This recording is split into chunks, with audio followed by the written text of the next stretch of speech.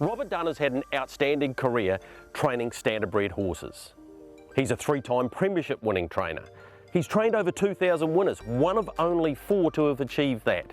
In part 1 of this 2-part story, because the RJ story is quite a long one, we talked to him about the early days and what set him on the path to success.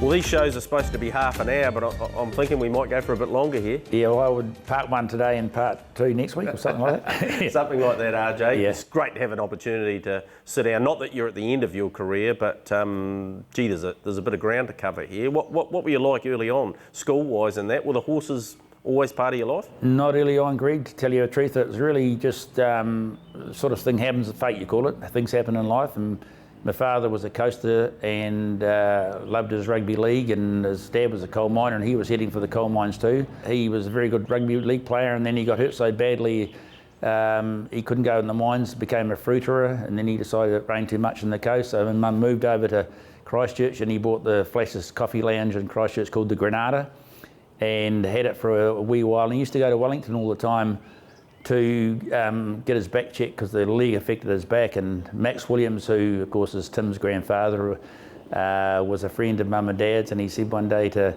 Dad, when you're going up there, why don't you head up to Trentham? His friend, he owned the Totra Lodge Hotel and it was right across the road from the track. And so anyway, Dad went there, and after a wee while of going up every month, Don said to him one day, he said, why don't you, Max, look at buying the Taita Hotel? And so at the time Max was a milkman in Woolston, and together they got decided to go and buy it, moved up, the families up there, and of course because of that it was close to the Totra Lodge, and we used to get the overflow of all the galloping trainers and breeders and jockeys. They used to stay there, so that's really the... So how old were you then? It was probably at the time 10, 11. Yep. And 10, yeah, because we went up there at 9, and the first time when we moved closer to the hotel ourselves as a family, because Max and Lois and Brent lived in the Taita Hotel and we lived in Nainai, and then we moved across closer to Taita, and then once we got close to the hotel, sort of our lives changed as far as being, we used to go down all the time, and it was 6 o'clock closing, and then it was 10 o'clock, but we used to go down on Sundays and clean up the bars and do all that sort of thing. So we got heavily involved in the hotel side of life, and of course the highlight of it was when the Trentham came round, and of course sales especially, because you had people, all the breeders in New Zealand that came and stayed there, and all the top breeders and all the top galloping trainers, and the overflow we got, but I think a lot of them eventually really enjoyed coming in to the hotel. Dad and Max had an old room upstairs that just a junk room really, and they turned it into a bar just especially for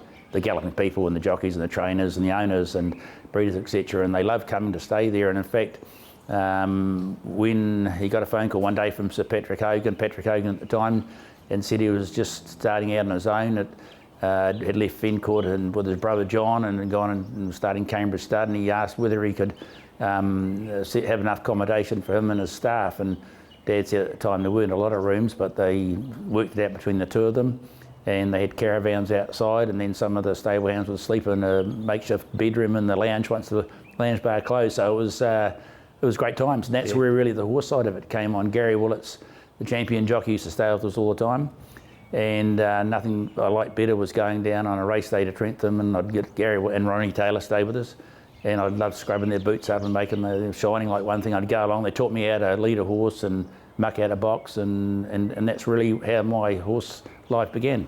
Where did you therefore start in a stable? Who was that for? Well, what happened was when I sort of thought at one stage when I was about 30 I'd like to be a jockey and get into the galloping side, because I still love galloping, but I grew a little bit too quickly and then switched to harness racing. And my mother's brother, Jack Fitzgerald, he had the dairy and his wife had the dairy at Yalthurst, and of course at the time Yalthurst was just, it was a mega of horsemen, and just down the road was Royden Lodge at the time. It was just famous. It was Sir John Mackenzie had started, then Sir Roy took it over, and you had George Noble there, the famous Tasmanian trainer, and John and Dougie Mangus, and all the great horses, Garson Roo and Royden Roo, and Stanley Rio. Oh, yeah, Stanley Rio, he came along as well. And then you had across the road, you had Bert Stafford, we called him the Doctor, you had Bob again and Sam again, the 2 horse at race. And those are the days when you're racing the Interdoms at You know, it was all in the papers and it was on the front page nearly.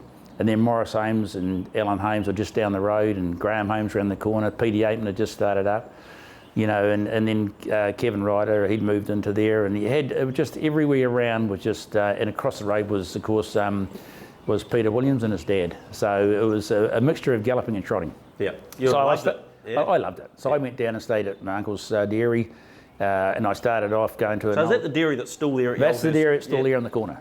And right beside the dairy is an old shop that's actually a heritage shop now, and that's the blacksmith shop. And that was Normie Brown had that. And Normie Brown, and in between that is still there as well. It's in a shop. It used to be the post office. And Mrs. Brown, Normie was about 5'2" and she was 6'2". And it was a good old mix, but she used to do all the, and you know, and you go in there, and I used to love going in because they had the old telephones where you'd ring through and you poke them in and all that sort of stuff. And Normie's shop, he had the great big forge and photos all around the wall. We had all the ones of Gold Bar and from the start, and then, you know, all different horses, you know, that he'd shot over the years. Wonderful shop to go and sit there in the afternoons and spend an hour with him, listen to him talking and that. And it was just, the oldest was the go place. So I went there and I met Basil Linsky, who was an old time trainer. He was in the 40s and 50s. He's had some really nice mares. And when I got to there, he just taught me how to handle a horse. Really, it was good because I wasn't confident. And so during my school years, the last couple, I went down to Basil's, and then when I left school at 16, I started working for him. Yep. Only for a wee while because he couldn't. It was he was a one-man band, and he had a few horses. Couldn't really afford to pay me, so I moved on to Kevin Ryder, who was just around the corner, and another coaster. And he knew Mum and Dad as well, so it made it pretty easy to slid into Kevin's. Yep, and he went to the States, didn't he? And you went? Yeah, I worked for Kevin for 2.5 years, and the last half year was in the States. So for the first 2 years we were at Yalthurst, and when I was sort of getting the late 17s, I suppose, I headed across with him to Monticello, and worked for Kev for the first month while he came over a month after we did. He had 3 horses. And once he got there, he looked after his own, so I went and worked with Donny Hayes, of course, all pre-arranged because we're all in one barn. And I think there was something like 60 New Zealand horses because we had Les Purdon had horses there, and John Langdon, not Langdon, but Langdon from Kumu. And just a heap. I think at one stage there was 31 New Zealanders that were working in that barn area between trainers and owners that came over with their horses and grooms and everything else. So it was a great 6 months, I've got to say that. You would have learned a lot. Learned a lot. In that time, there was no Meadowlands. The 2 main tracks were Yonkers and Roosevelt. Yonkers is still there. Roosevelt is a shopping centre now. And we used to love that because for the first month we were there, we were in quarantine for a bit of it. We're at Long Island on a place called Tallyhay Farms. And we used to go to Roosevelt every night because it was only across the road from where we were staying. And it was Bert Bacharach's bar was there. It was his original bar. And he'd be there sometimes playing, and we used to go across there, and all the drivers would come, especially Hervé Fillion, would come across after the last race, and Buddy Gilmer and Carmine and Abatella and all the famous American trainers and drivers, and they'd treat you like you're just, you know, somebody special, even though you're a little kid from New Zealand that didn't know much about anything. And Hervé had his own chair, nobody ever sat on it, and by the time he got in the door, the drinks were all ready for these guys. They just were legends at the time. So you come back from there, and who did you work for then? Well, when I came back, I got a job straight away with Jack Smolenski, and went to Jack's, and that was the year he had a Rapo Vanadium. So this is in Trents Road? It's in Trents Road, yeah, and Austin Williams, your father-in-law, took the place over later on. A hard place to train a big number of horses. Like Jack, to be fair, got every good horse in New Zealand given to him. Didn't matter if it was from Auckland or down south, they all came to Jack. And then we had the best horses just right across the board, you know, Rapo and Vanadium and Gay Rose and Golden Guest and just the end of Royal Belmer and Speedy Guest was there, just a bunch of fantastic horses. He won the premiership that year, and I think probably could have trained another 60. We had so many good horses that never raced because he wanted to sort of set them for the following year. So they were turned out, but it was a great experience. Now you would have learnt how to work there because the legend goes that J-Dub made you work. Great stories there. I never forget because before I went there was a guy called Malcolm Lodge. I don't even Malcolm Speed we called him. Anyway, old Speed, and when I was working for Kevin Ryder, and Speed was working these long hours there, and we used to always joke about it. And Speedy and I were going to pitches one night, and he came in with a couple of shiners. And Mrs. Ryder, and he used to always come in and sit on top of a table and talk to us on the table, cross his legs and have a yarn. He said, Mrs. R, he said, I've got a couple of shiners tonight. He said, I said to Jack, I was going to go and see RJ, we're going to the movies, and he said, this is after tea, and he said, no, we've got some gear to clean. And he said it didn't take long to realise I had to do the gear before I actually went to the movies. But that was what J-Dale was like. He was a tough boss to work for, but boy, oh boy, after hours, you could have a yarn to him and sit down and have a beer. He was great, but work was everything with him, and he was dedicated, and you can see why he was the best around, and one of the best drivers ever too. So that work ethic, and we'll talk about your sons, and in particular Johnny down the line, it was installed into you, and well, I'm pretty sure you've installed it into them. Yeah, I think so. I mean, everywhere I've gone, I think it started really with my father, and because Dad was very, very the same way, and as well. He was a great worker. There's a lot from that era were. Well, of course there were, and Timmy Williams' granddad Max, and that era were. Well, down that road that you worked, for example, you had Globe Lodge over, then you had Derek Jones, then his son Peter was next. I mean, it was an incredible area, wasn't it? Yeah, and then Jack Lydon, one of the greatest ever, and great drivers. Like I started, because I'm getting old, I started with Bob Young and Doug Watts and Morris Holmes. I mean, you're talking legends of our industry that were just phenomenal. What was it like going into the driver's room with those guys? And did you say much, or did you just No, I was always taught, and Dad always installed to only speak when you were asked, And was it Mr. Holmes? Oh, always Mr. Holmes, yeah, Mr. Holmes and the whole 9 yards, and never ever call them by their first name. Morris Holmes, of course, he was the greatest one-liner of all time. I mean, I enjoyed being around him because I did a bit with him when he was at Jim Delgetti's as well. And also, he used to come into the dairy all the time, and I used to work in the dairy after, sort of, when I got back in the afternoons. And he used to have his horse at the time down at Graham Holmes, Lake Graham Holmes, which of course was a terrible shame when he got tragically killed. But Morris used to always come in and get a hokey pokey ice cream. He loved them. And the first time I served him, I said to him, Mr. Holmes, 1 scoop or 2? And he looked at me with this unusual look on his face. He said, 2.5. 2.5. I'd never done that before. So I put 2 scoops on, and then I thought, well, I'm a smart enough kid to realise you don't, you only put half of the next scoop on. So I never wanted to ask him, and I didn't ask him for a long time, but when we're having a sit down at Jim Delgetti's one day, and said, Morris, I never asked you, I actually called him Morris then because I graduated a bit to, down the road a bit. And I said, Morris, I never asked you why you had 2.5 scoops. And he looked at me with this thing, he said, mate, he said, 2's not enough. And he said, you put 3 on, the third one always falls off. But he's just the greatest one. It was Zach Butcher who went past before and asked if you had smoko for us, by the way. Oh, I know, yeah. Never short of a quip, that boy. Yeah, but has he paid for one for himself? No, never. No. Yeah. But anyway, no, it was great growing up with all these people, but I was very, and I wasn't frightened to ask Reed because I thought I knew nothing when I left school, or anything I should say, with the horses. And I thought, if I'm going to go ahead in this game, I want to learn as much as I can. So when I thought the time was right, I asked, but I wasn't frightened to ask everybody because I found it very, very early in life that even a person that mightn't have the greatest success in their own career had some wonderful ideas. And I took a lot of those ideas from these people that, unlike enough, didn't have a lot of luck in life with the horse game, but man, they had some good ideas that I sort of put into my bag of tricks. So from one great horseman to another, you go from Jack's to Jim Delgetti's. Yeah, well, the reason I could have stayed at Jack's a lot longer because we're having the run, and Pete Mounts and Pete and I worked there. He was great to work with, Pete. And but driving always worried me because with Jack you never got any confidence, Greg, with being a driver. He was so good that he never taught you about your driving, but it made it hard to think you're going to be any good with the driving. I don't think there was very many people that worked for him that turned into be super drivers. And I know if you talk to Mark, he would have thought the same way. He was hard on you when you drove. I mean, one of the things he used to do was he'd never tell you when to come out in a workout. He said, I'll nod when I want you to come out. So remember, all of us, you'd be coming towards the quarter because you knew around about the quarter peg and you'd be looking around the corner. Was that a nod? So yeah, things like that. So anyway, when I and if you missed it, of course, then you're in big trouble. So when I left, I got the opportunity to go and work for Jim, and of course that included stud work. So I thought, well, if I don't make a horseman, if I don't make a trainer or a driver, I could fall back on the stud side of things. So I went to... And picking up stones. Oh, picking up stones is a big part of it. Yeah, and a few other things too.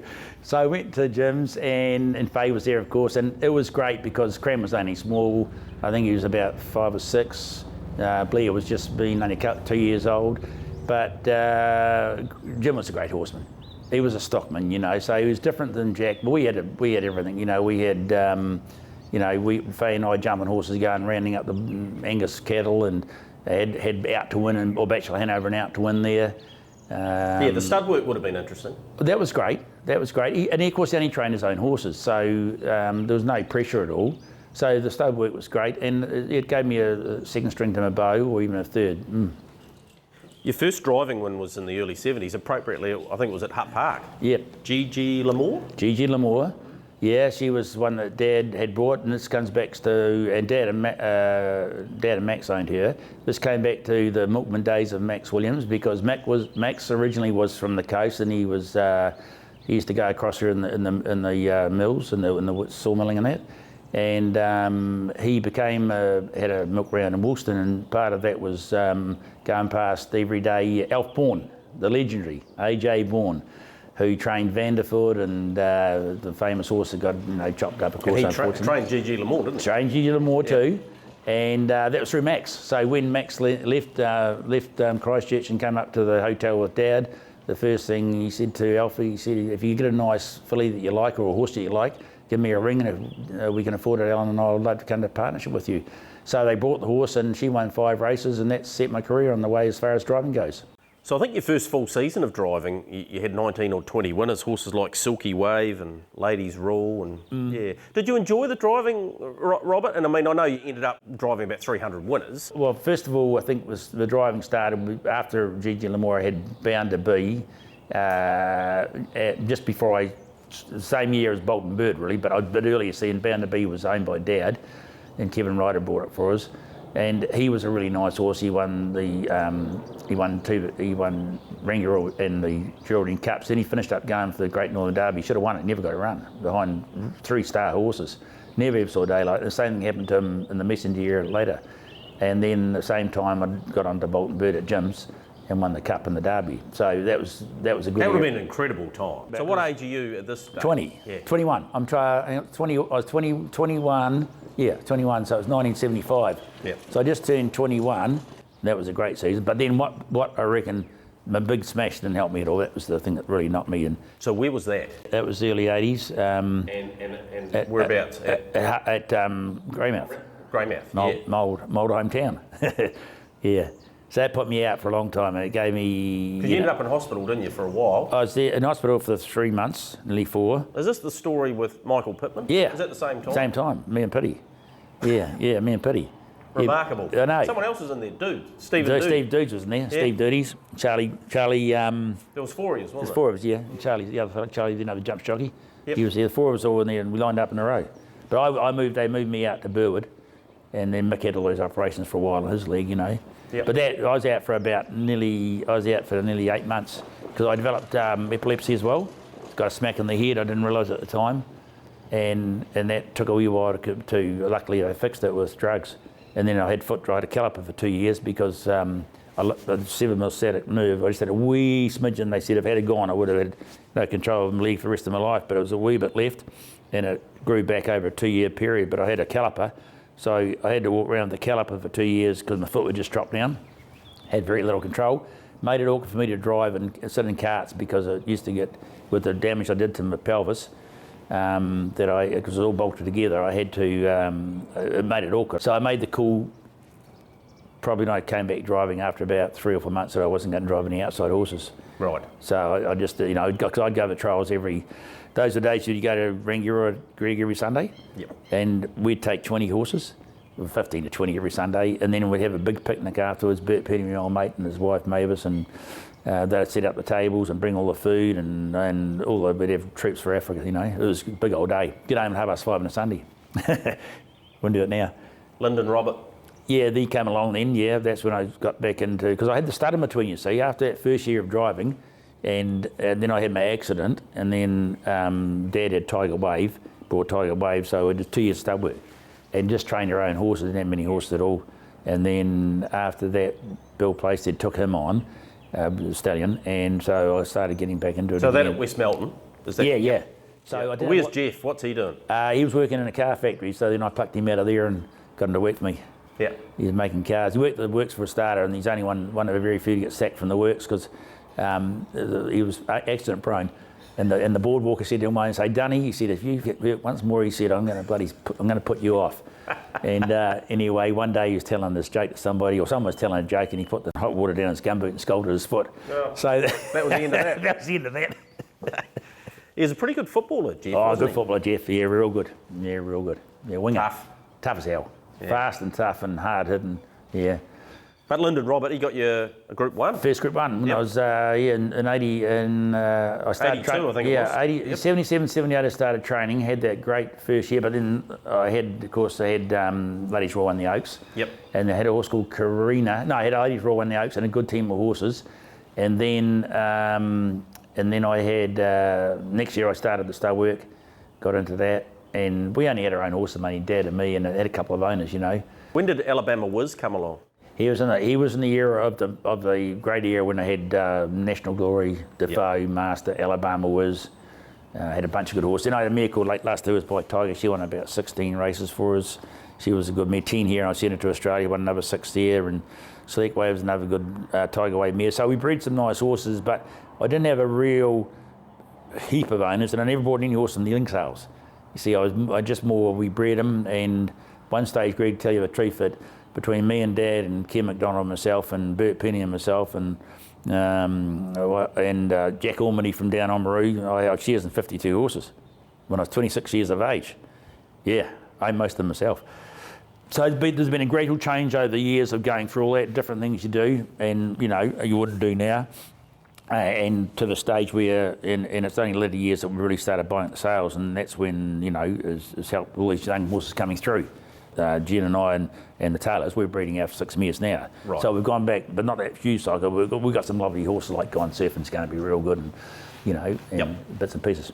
Defoe, you mentioned him before. Yeah. He was a really good horse. Yeah. Obviously he had a standing start issue, but outside of that he was a brilliant racehorse, didn't he? He won a Superstars and run second in a Miracle Mile, didn't he? Yeah, and Christopher Vance beat him. Yeah, and he won the Taylor Mile. Yeah. Yeah, and He's a really good horse. Yeah, second in the Miracle. Was it him and National Glory? Were they the same age? Yeah. Him and National Glory were the same. And National Glory was the better by a mile, but pulled like a son of a gun. He was by Mark LaBelle. We actually, interesting with him, Ken, and there was in the days when they had to try and raise money for feature racings, for sire stakes and that, which he won. As a 3-year-old, would have won as a 2-year-old, hurt himself, but you had to buy a service to the stallion, and then you'd had to nominate a mare before you put the mare to the stallion. So we bought a service to Mark LaBelle. We'd already owned the mother, and she was famous for 2 reasons. She only had 3 starts. She was a bag-gated Boyd and Hanover mare. She won 2 of them, ran second in the third one, and saw her at Hart Park. So on the second day of the Hart Park meeting, they asked me to take them over a mile against a bunch of runners from the Harrier Club, and they all went 100 metres each. Right. Yeah. So we raced over a mile, and I let the Harrier beat me by a nostril, but it was good. It was close to 2 minutes around Hart Park. It was a great run. So and then we nominated her, bred National Glory, won the sire stakes final, and got a $100,000 bonus. Beautiful. It was good. Then along came the Great Horse. Then the Great Horse, yeah. Master musician. Yeah. Ken McDonald and Eugene Stork. Yeah.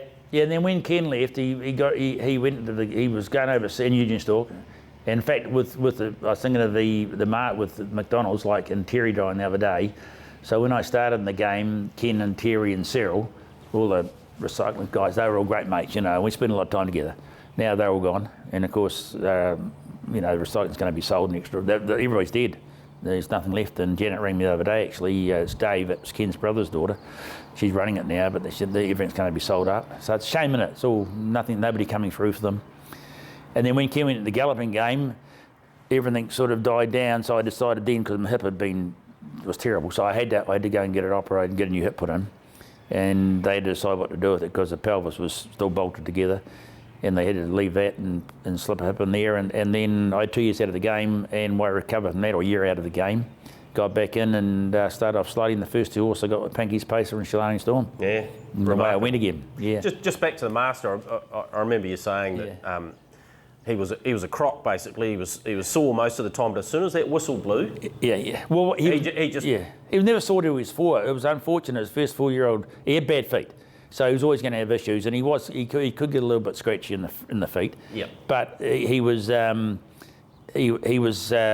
got squeezed up behind one of John Hayes and one of Jim Dugitti's. Funny enough, I missed away from the stand in the first 4-year-old race in open company, and I was sitting in for the cup as a 4-year-old, and he missed away. Lost about 100 metres, and I caught him up, and I thought, I'll just sit there, and so I went up on the fence. And then in between horses and hadn't moved, he was just cruising down the back. Could have gone round them. He's going so easy.